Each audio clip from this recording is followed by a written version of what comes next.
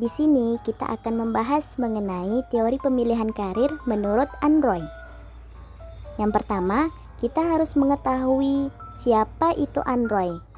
Jadi teman-teman, Android lahir pada tanggal 28 Agustus 1904 dan wafat pada tanggal 28 Juni 1991. Android adalah seorang dosen di Universitas Arizona, sekaligus juga seorang psikolog ternama di Amerika. Android mengembangkan teori pilihan pekerjaan individu yang didasari oleh perbedaan, seperti perbedaan secara biologis, sosiologis, dan psikologis. Baiklah teman-teman, selanjutnya terdapat 8 jenis kelompok pekerjaan menurut teori Android. Yang pertama, pelayanan psikolog atau seorang konselor. Yang kedua, kontak bisnis humas atau sales.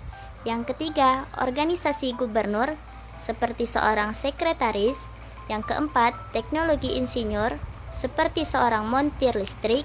Yang kelima, lapangan arsitektur alam seperti buruh tambang. Yang keenam, sains ahli farmasi seperti seorang teknisis medis.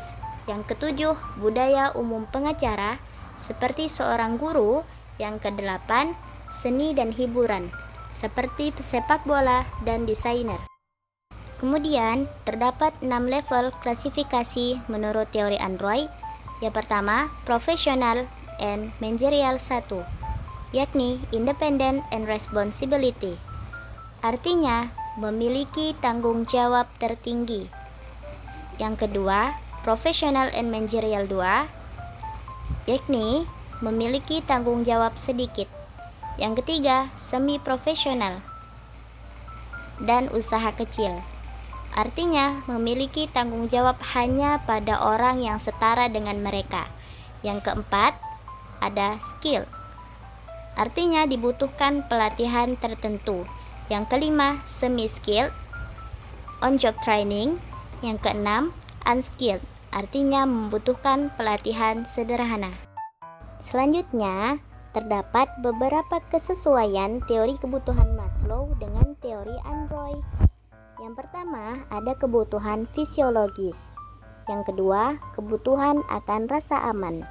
Yang ketiga, kebutuhan akan rasa memiliki dan cinta. Yang keempat, kebutuhan akan penghargaan. Yang kelima, kebutuhan akan informasi. Yang keenam, kebutuhan akan pemahaman. Yang ketujuh, kebutuhan akan keindahan. Dan yang terakhir, kebutuhan aktualisasi diri. Baik, yang selanjutnya ada 5 proporsi dasar dalam teori Roy. 1. Keterbatasan pada faktor genetik, inteligensi, dan temperamen pada diri individu. 2. Keterbatasan pada faktor sosiologis, ekonomi, letak geografis, ras, gender, kelas sosial, dan budaya. 3. Perkembangan minat dan sikap bakat dan minat dimulai sejak dini. 4. Penentu minat, keinginan untuk memenuhi kebutuhan. Dan yang terakhir, 5. Perkembangan kebutuhan menjadi motivasi. Semakin kuat nilai kebutuhan, semakin kuat dorongan individu untuk memenuhinya. Selanjutnya ada bentuk interaksi orang tua dan anak. 1. Menjauhi anak, seperti menolak atau membiarkan menyendiri dan tidak peduli dengan keinginan dan sudut pandang anak. Seperti juga mengabaikan atau memberikan sedikit perhatian pribadi dan tidak penuh dengan kasih sayang.